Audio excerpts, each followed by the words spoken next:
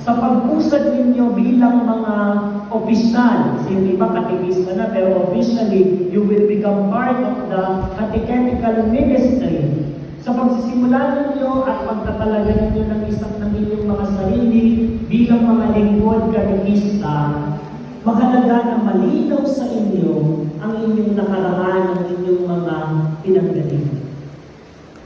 Because not only in our faith, even the science is teaching us that memories or recollection from the past can make us more human. Yun palang pagbabalik tanaw sa nakaraan natin ay higit na nagbibigay sa atin ng kahulugan bilang tao. Balaki. Tinanggal ninyo yung balaki. Tinanggal ninyo yung struggles, yung challenges. And at the end of the day, you are journeying with Jesus. And you are journeying with the cross. Wow. Cross na Kasi bilang mga lingkod katekista, hindi rin po kayo exempted. As Jesus said, ang sino mang nais na sumunod sa akin, himutin ang sarili, pasanin ang krus, at sumunod sa akin. Sa gitna niya, ikaw bilang katekista. Ako, si Michelle Hall, katekista, Our Lady of Guadalupe Parish. Kasama ang krus at kasama si Jesus. Amen. Kaya sa huli, si Jesus ang makikilakbay sa atin. Kaya dapat makilakbay din tayo.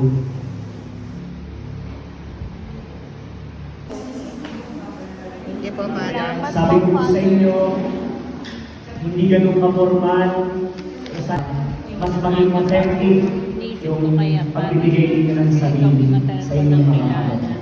Eh po? Kapain na po. Bless na.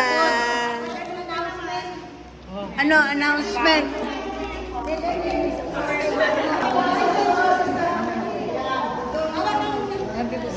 Fat and in. Basta ako, magbablog na.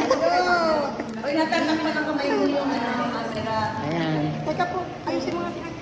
Pictorial kay Father. San Gregorio na, kayo na po. Last na. Tapos na ang aming recollection. Marlene, kayo na. San Gregorio na. Ay, ano nga pala announcement? Paano nga po? Sino sasama sa kuhanin mo yung Kakain tayo. Kain na. Ulam ay itlog. Kakain ko sa pula. Kain na. Lunch time.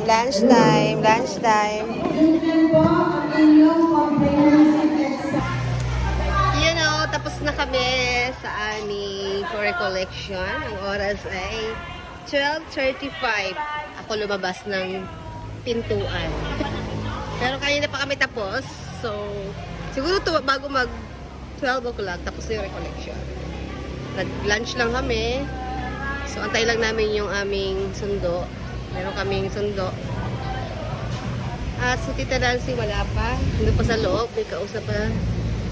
Kausap pa ang isang coordinator. Ayan, nag-aantay na siya.